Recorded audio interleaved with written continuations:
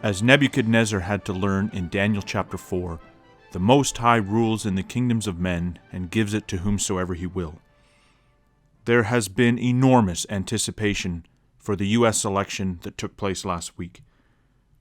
The polls, again, did not see this coming. They did not see the Donald coming back to win even more than he did in 2016. He defied the odds, even though they impeached him, convicted him, and brought enormous lawfare against him.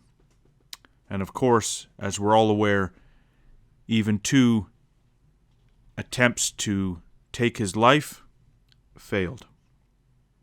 You do get the sense that if the Lord does rule in the kingdoms of men, as we know he does, he must have a plan for this man.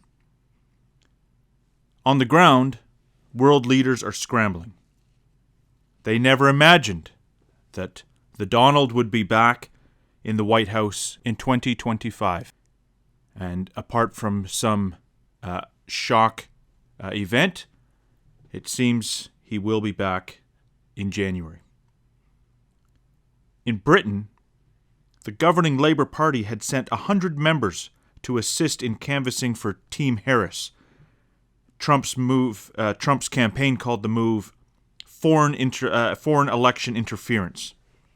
And this after Keir Starmer, the Prime Minister there, installed David Lammy as the Foreign Minister, even though he had a history of inflammatory comments regarding Trump. Now with Trump's win, there is this sinking feeling that there is a large, humble pie that is ready to be eaten. In France, they are calling for Europe to unite and become independent. French President Emmanuel Macron is saying Europe needs to grow some teeth or risk being eaten by the world's carnivores. In Russia, Trump has advised Putin not to escalate the war in Ukraine. Of course, this is a wild card and one from Bible prophecy's perspective we look and watch closely, simply because Russia being the northern invader in Ezekiel 38, we know that in the end Russia will be triumphant in Europe. But for now, will it pause? Russia's doing incredibly well right now, apparently, on the front lines in Ukraine, and Ukraine is losing ground. So Russia may not be in any quick hurry to end their war in Ukraine. Will Trump be able to do something there? He's boasted that he could. We'll see. On Ukraine, in Ukraine, for their part, Trump has already been on the phone with Zelensky. It was apparently a good call. However, an incredible tweet was sent out by Trump's son, Don Jr. It was he sent out a tweet with an emoji of Zelensky surrounded by dollar bills raining down, and the words, "Your allowance is about to come to an end." So, changes in Ukraine no doubt will be coming. The speculation is that Trump will force both sides to agree to a ceasefire, and on Ukraine's side agree to not join NATO for a suggested 20 years. Regardless, there is months left between now and when Trump comes into office. And the question is, on that side, what will Russia be able to accomplish? Will they be in a hurry themselves to try and end the bloodshed? Again, we watch this space. The Middle East. This is a shockwave that's going through the Middle East, with the DW News running the headline, "Middle East looks ahead to the return of deal-maker Trump." The Time magazine's article they ran, Donald Trump's return could bring a more peaceful Middle East. Incredibly, a lot of these magazines were calling Trump Hitler not long ago. However, the reality of the situation may not be as dire as they see it. Although, as we'll talk about, I don't know that there's a guarantee that Trump's second presidency will look like the first. There is signs that we'll talk about. In Afghanistan, incredibly, the Taliban have announced they are looking forward to a new chapter with Trump. So after the disastrous pullout of the U.S. forces in Afghanistan, the Taliban is now looking to be recognized by the United States. The PLO, when Trump came out of office last time, Mahmoud Abbas, the leader of the Palestinian Liberation Organization, was doing his best to just live out the days until Trump was removed from office and a more friendly White House administration would come in. With the sign of Trump coming back in, he has said that he looks forward now to working with Trump on a comprehensive peace agreement. You know, the reality is that Jerusalem is in Israel's hands. Trump has made that clear when he was president last time. The question is, I think on all these leaders' minds, what can they do to get on Trump's good side is for what most of it looks like. In one of the most amazing moves, Qatar, who was allowing the leaders of Hamas to reside there and, frankly, take cover there, announced within a day or two of Trump's winning of the presidency that Hamas was no longer welcome in Qatar and that Qatar would no longer play a mediator role. And they've also asked that Israel does not target Hamas leaders while they're in Qatar. So it's behind the scenes was Israel saying to Qatar, either you remove them or we'll eliminate them on your soil. Either way, it seems that with Trump's entrance, the writing on the wall was clear. Iran, incredibly, was threatening Israel left, right, and center with another escalating attack. And from what I can see, for the most part, it's gone relatively quiet. There is a lot less being said from Iran. Immediately, the day after Trump won, or I suppose it would be the day that he won because it gets into the morning, the moment it became clear, Iran's currency hit the dirt. And Trump has already announced that they are going to bring back the maximum pressure campaign against Iran. Now, we could continue to talk about world leaders. They're all coming to terms with the return of the Donald. But at home, the Democrats are in shock. They're now blaming each other, pointing fingers, even going on Fox News to blame each other. Their campaign has been left in debt. But the real question is what will happen with Israel? I have not felt myself personally that you could trust a Trump presidency 2.0. It may be that it stays in line with the first presidency. Again, time will tell. Trump's known to change his mind. And all these people that are trying to cozy up to him now, will it affect it? I don't think anyone can say with 100% certainty what 2025 is going to look like. Already, Trump has tweeted out that both Nikki Haley and Mike Pompeo, who were very pro-Israel voices in the administration last time, they will not be joining the administration this time.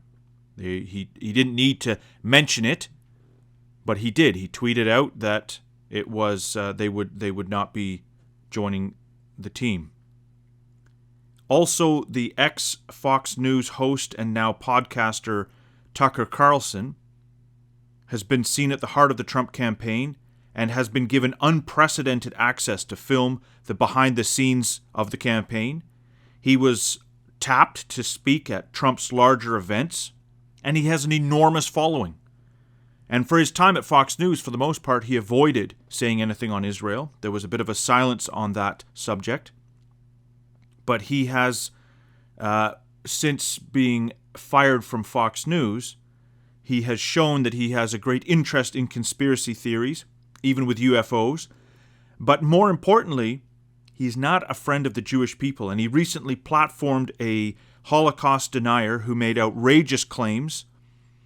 And it was a troubling moment. And it was even worse by the fact that Elon Musk, who is also trying to show that he's friendly with Israel, Netanyahu even invited him to his speech in Congress earlier this year.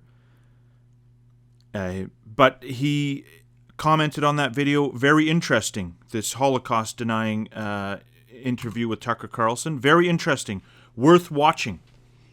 So there are question marks, and if you follow the Jewish news, truly they have question marks, because what is Trump 2.0 going to look like? And so we all watch this space. There is, however, many around Trump that still obviously love the Jewish people and the homeland. And Jerusalem already sees that there's positive signs. Trump's pick for the UN ambassador to the UN, she is apparently very pro-Israel. What happened in Qatar seemingly looks positive. Netanyahu was one of the first world leaders that Trump spoke to. And Trump may actually feel a kinship with Netanyahu, as in Israel, the left is doing everything they can to get Netanyahu removed from office. They are now playing the lawfare game, using all they can to bring Netanyahu's cabinet down. They're also trying to unseat Itamar Ben-Gvir.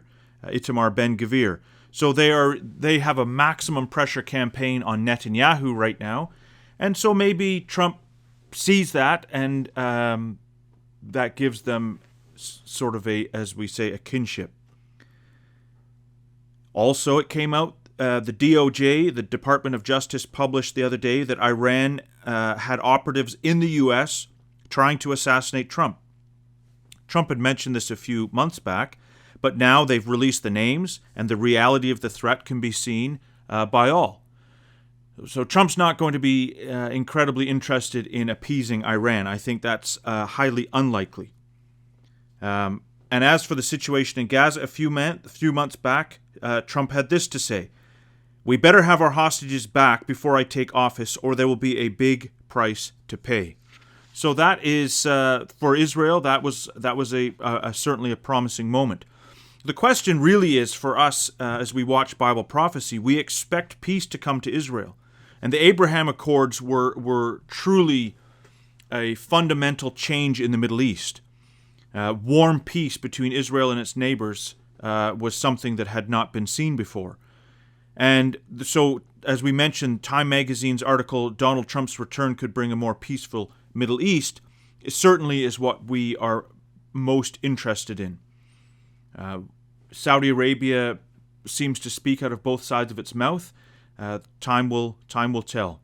But on an incredibly troubling event that took place on the European continent in Amsterdam, there was a pogrom last week. And on the anniversary of Kristallnacht, the night of broken glass, when all the Jewish businesses and homes, the shop windows were broken, synagogues were burnt.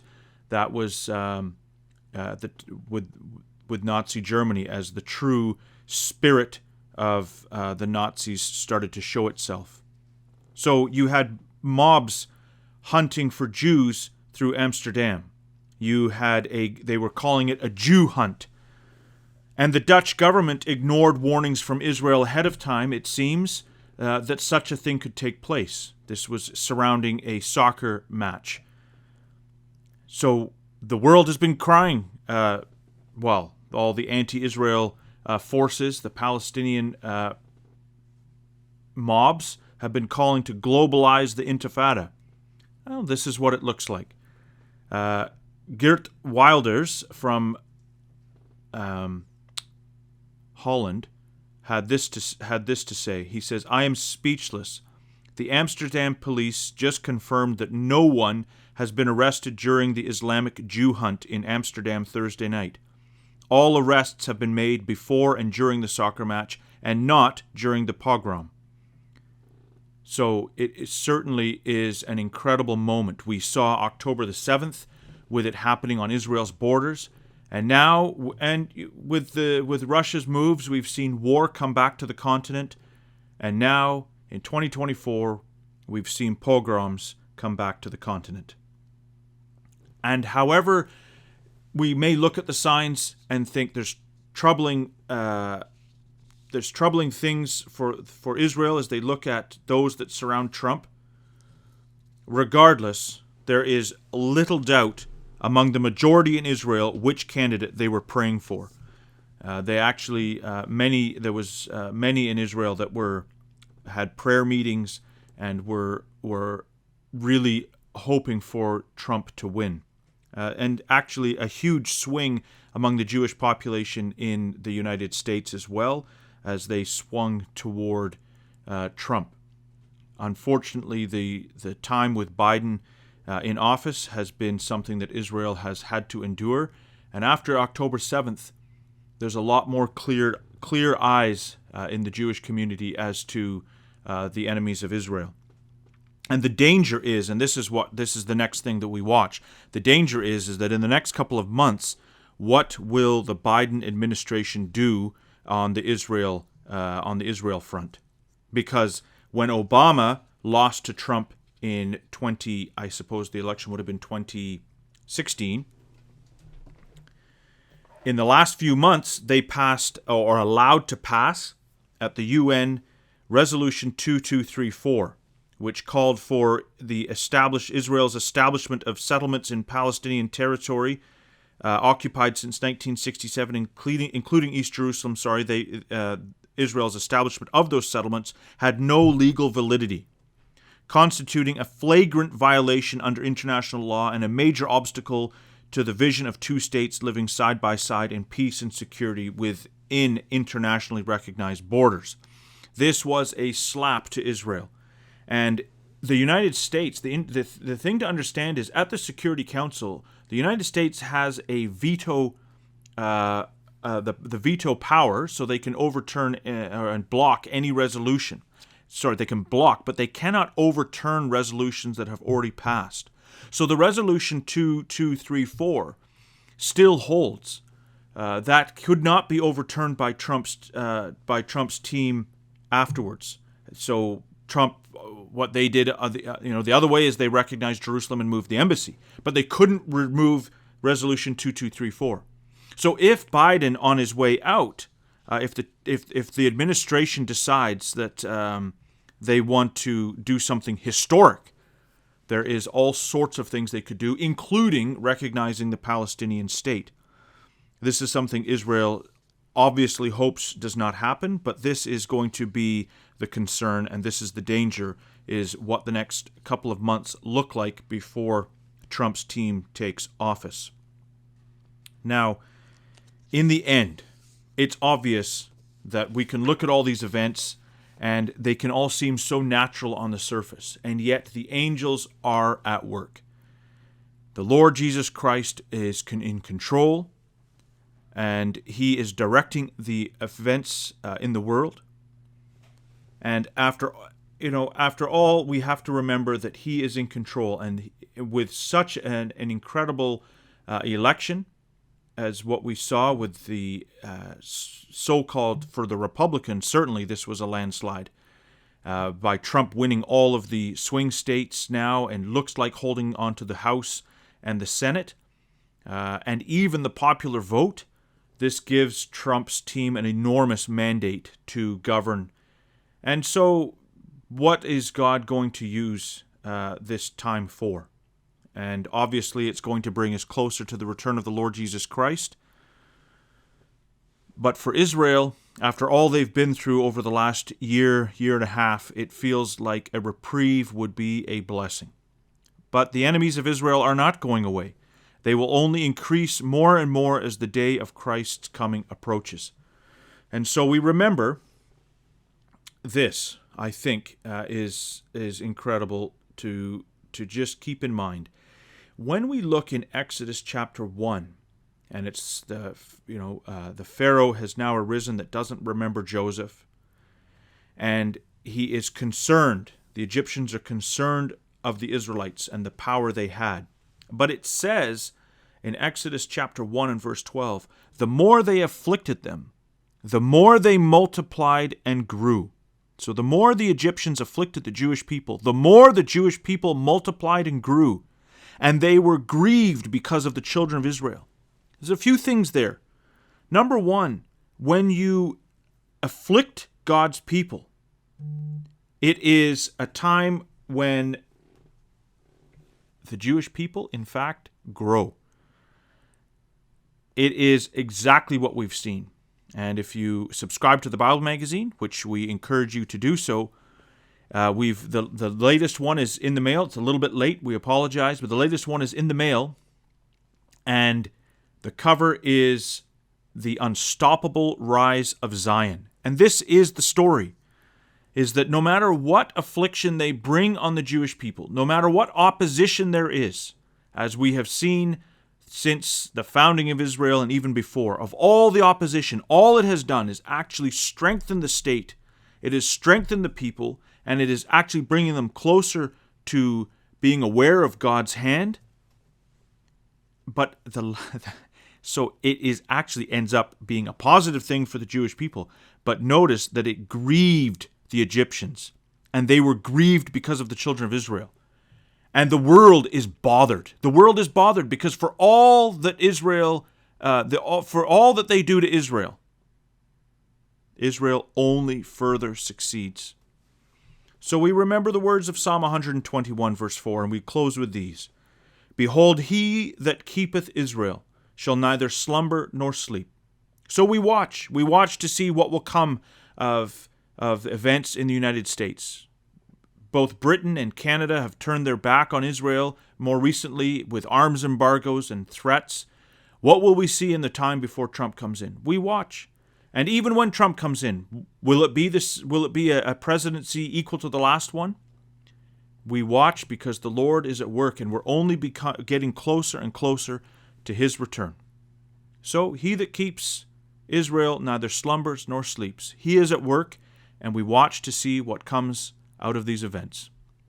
Thanks for joining us for another edition of the Bible in the News. This is John Billington with you. Come back next week, and we will, all being well, God willing, if the Lord has not returned, we'll talk to you again. Take care.